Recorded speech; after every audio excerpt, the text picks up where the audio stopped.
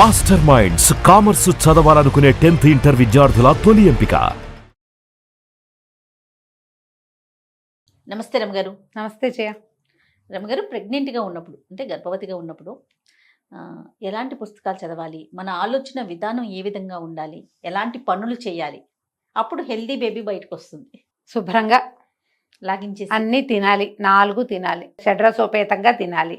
మంది కానీ అదేమిటో తినాలని అనుకోకూడదు. అంటే రమగారు నేటివ్ ఫుడ్స్ జయ, మన ఇళ్లల్లో తినేవి, మన ప్రాంతంలో తినేవి. ఫారిన్ ఫుడ్స్ అవేవో తింటే బలం అని అదని అనుకోవద్దు. అవునండి, మిల్క్ షేక్స్ కానీ లేకపోతే పాలల్లో కలుపుకుని తాగే పౌడర్స్ కానీ ఏయో మనవి కానివి మీరు అన్నట్లుగా ఈ మధ్య అవి ఎక్కువ చూస్తున్నాం, చాలా ఎక్కువ చూస్తున్నాం. ఫ్రూట్ జ్యూసుల కంటే ఫ్రూట్స్ మంచివి. పళ్ళు పుష్కలంగా పళ్ళు తింటాం, ఆకుపచ్చని కూరలు తింటాం. మన ప్రాంతంలో పండేటువంటి పదార్థాలు, పళ్ళు, కూరలు, ఆహార పదార్థాలు, ధాన్యాలు, పప్పులు, ఉప్పులు, నూనెలు అన్నీ మనవి, మన ప్రాంతానికి చెందినవి. అలాంటివి తింటాం. అవి ఏంటంటే శరీరం రిలీజ్ చేస్తుంది, వాటిని బాడీ ఒప్పుకుంటుంది.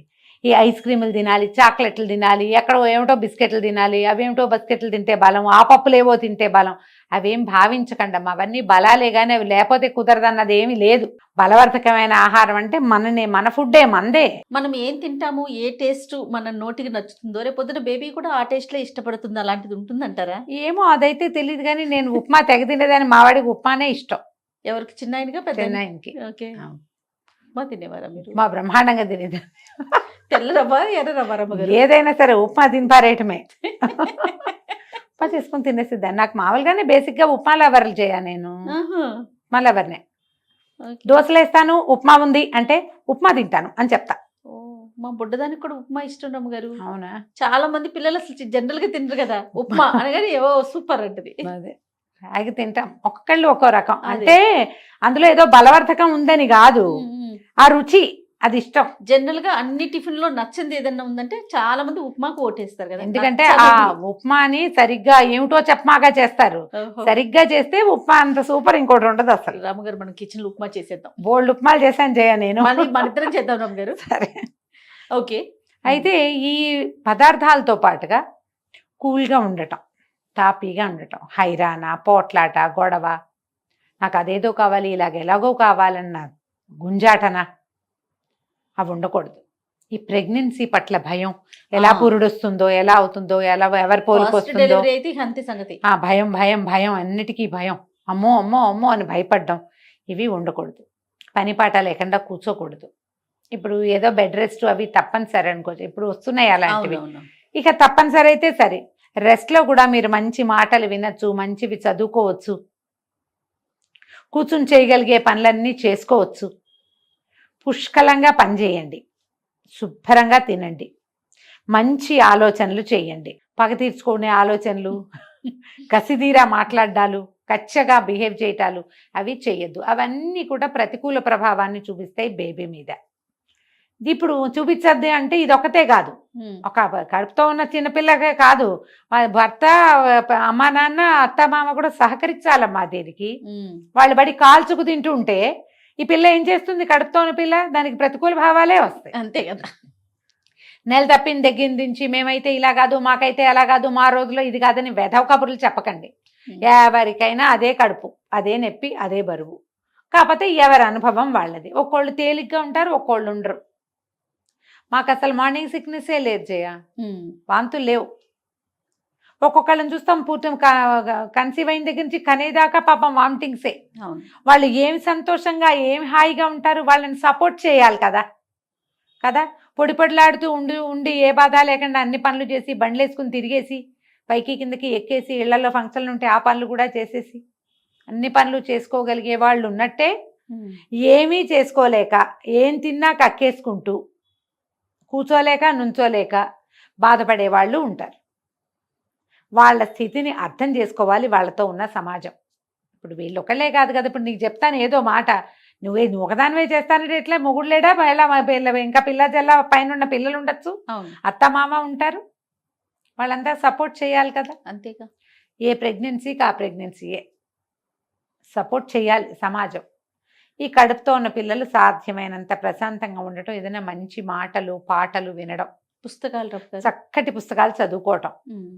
ఏదైనా కృష్ణగాథలు, రామగాథలు లాంటివి మనకి చదవటం. తెలిసిన పుస్తకాలు అంతేనా? అంతే, రామాయణం, భాగవతం లాంటివి చదువుకోవటం. ఎక్కడో ఏదో భాషలో ఏవో చదువుకోవాలని అనుకోకండి. ప్రధానంగా ఏమవుతుందంటే జయ, ఇప్పుడు చెప్తాను, ఈ మాట చెప్పాలనిపిస్తూ ఉంటుంది. మనము ఈ సోషల్ మీడియా ఫాలో అవుతారు బాగా. ఆ అమ్మాయి ఎవరో మై ప్రెగ్నెన్సీ వీడియోస్ అని ఒక కుప్పలు తెప్పలుగా వీడియోలు.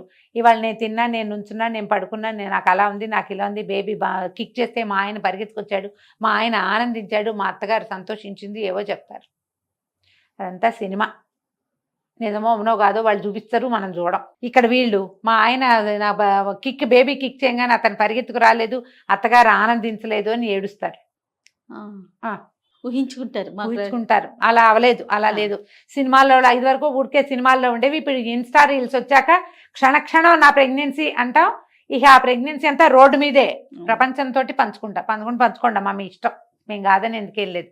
దాన్ని చూసి మనం అలా లేమని మీరు ఫీల్ అవ్వకూడదు. ఇదొకటి ప్రధానంగా ఉండకూడదు. తర్వాత నేను అది తిన్నా, ఇది తిన్నా, అది మంచిది, ఇది మంచిది, అదేదో చేసా, ఇదేదో చేసా. నో, మీ ఇంట్లో ఏం చేస్తారో, మీ డాక్టర్ ఏం చెప్పిందో, నువ్వు ఏ సమాజంలో ఉన్నావో దాన్ని హాయిగా ఫాలో అవ్వు. వాళ్ళెవరో చేసింది, అదేదో దేశం వెళ్ళి చేసి వచ్చింది, అదేదో జాతి వాళ్ళు చేసేవి, వేరే రాష్ట్రం వాళ్ళు వాళ్ళ ఏంటంటే వెలగబెడతారు వాళ్ళు, అవన్నీ వద్దు. మనం ఏం చేస్తామో అది చెయ్యండి, మీరు హాయిగా ఉంటారు. అలా ఎలాగో చేయలేకపోతున్నామని దిగులు పడద్దు. ప్రధానమైనది ప్రెగ్నెంట్ లేడీస్కి ఉండకూడదు దిగులు. మీరు అలా గ్లూమీగా, క్లమ్జీగా, ఏం చేస్తున్నామో తెలియకుండా, సార్టెడ్గా లేకుండా దిగులు పడుతూ ఉంటే లోపల పిల్లలకు కూడా అలాగే ఉంటుంది. వాళ్ళకి మీ సంతోషం, మీ నవ్వు అవన్నీ బలాన్ని ఇస్తాయి లోపల పిల్లలకి. హాయిగా ఉండండి, మీ హాయే వాళ్ళకి హాయి. మీరెంత ఉత్సాహంగా ఉంటే పిల్లలు అంత ఉత్సాహంగా ఉంటారు. జనరల్గా ప్రతి వాళ్ళు తమ ప్రెగ్నెన్సీలో ఏం చేసామో గుర్తు చేసుకుంటారు. పాత రోజుల్లో అయితే ఏముంది, ఇళ్లలో పనులు చేసుకునేవాళ్ళు, పొలం పనులు చేసేవాళ్ళు, బరువులు ఎత్తేవాళ్ళు, పై పిల్లలు ఎడపిల్లలు ఉంటే వాళ్ళకి నీళ్ళు పోసుకోవటం, అన్నాలు పెట్టుకోవటం, వంట చేసుకోవటం, కానీ దాకా వండుకోవటం. మీరు పాత కథలు చదివితే కనపడుతుంది. కానీ దాకా వంట చేయటం, అన్ని పనులు చేసుకోవటం. ఇదే పనిగా తింటూ నడుస్తూ మాత్రమే ఉండటం కాదు. అన్నం తిన్నాక కాసేపు నడవాలి, ఏ పని చేయకుండా ఉండాలి. ఏ పని చెయ్యరు. ఇప్పుడు మనకి ఏం ప్రాబ్లం వస్తుందో తెలుసా?